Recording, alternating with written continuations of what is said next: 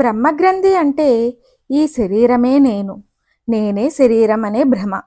చాలామంది అసాధకులు శరీరమే నిత్యం లేక సత్యమని, ఆత్మ అనేది లేదని, కాబట్టి ఉన్నంతకాలం ఈ శరీరం భోగాలతో ముంచెత్తితే చాలని, చచ్చాక ఆత్మ అంటూ వేరే ఏదీ మరొక లోకానికి వెళ్ళదని భావిస్తూ ఉంటారు. శరీరమే మనమైతే అది మన ఆధీనంలో ఎందుకు ఉండడం లేదనే ప్రశ్న ఉదయించాలి. శరీరం జీవుడు నివసించడానికి తాత్కాలికంగా పనికి వచ్చే సాధన. ఇది తాను చేసే కర్మలను బట్టి మళ్ళీ మళ్ళీ వస్తూ ఉంటుంది. ఇది తెలియకపోవడమే గ్రంథి. గ్రంథి అనగా ముడి. బ్రహ్మగ్రంథి అనగా ఎందుకు పుడుతున్నామో, ఎందుకు పెరుగుతున్నామో, చివరికి ఏమవుతామో తెలియక అజ్ఞానంలో పడి నేనే శరీరం అనే భ్రమతో కూడిన పీఠముడి. ఈ ముడి ఎవడు విప్పగలడు? అమ్మవారు మాత్రమే. వేదాలలో బిజ్జతే హృదయ గ్రంథిదిహి అని అమ్మను వర్ణించారు. జనన మరణ సంసార గ్రంథులు ఎన్ని కష్టాలు పడినా, ఎంత సాధన చేసినా అంత తేలికగా విడిపోవు.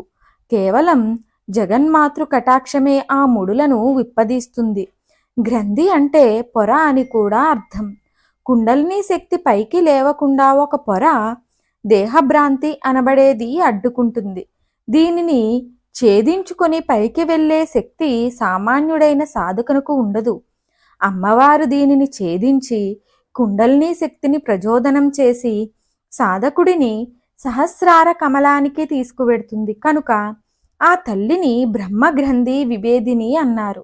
అనగా మాయను తొలగించి నేనెవరు అనే ప్రశ్నకు సమాధానం అందించి తన స్వరూపాన్ని గురించిన జ్ఞానాన్ని అందించున్నది అమ్మవారు అని భావం. జీవితంలో చాలాసార్లు ఏం చెయ్యవచ్చో ఏం చెయ్యకూడదో తెలియక అల్లాడేవారికి ఈ మంత్రం తారకం. మంత్ర ప్రయోగం ఫలితం తెలుసుకుందాం. ముఖ్యంగా ఉద్యోగాలని ఎన్నుకునేటప్పుడు ఏది ఎన్నుకోవాలో, ఎక్కడ రాణిస్తామో ఈ మంత్రము మనకు సూచిస్తుంది. 60 రోజుల పాటు రోజు 108 సార్లు ఈ మంత్రాన్ని భక్తితో స్థిరాసనంపై కూర్చొని జపిస్తే చాలు. మన మార్గం ఏమిటో మనకు తెలుస్తుంది.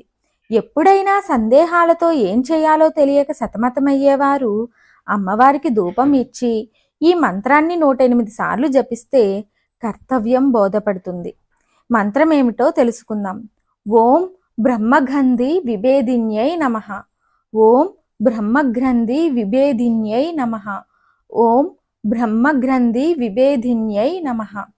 మరిన్ని ఆధ్యాత్మిక విషయాల కోసం మా ఛానల్ను సబ్స్క్రైబ్ చేయండి. వీడియో నచ్చితే లైక్ చేయండి, షేర్ చేయండి, కామెంట్ రూపంలో మీ అభిప్రాయాన్ని తెలియచేయండి.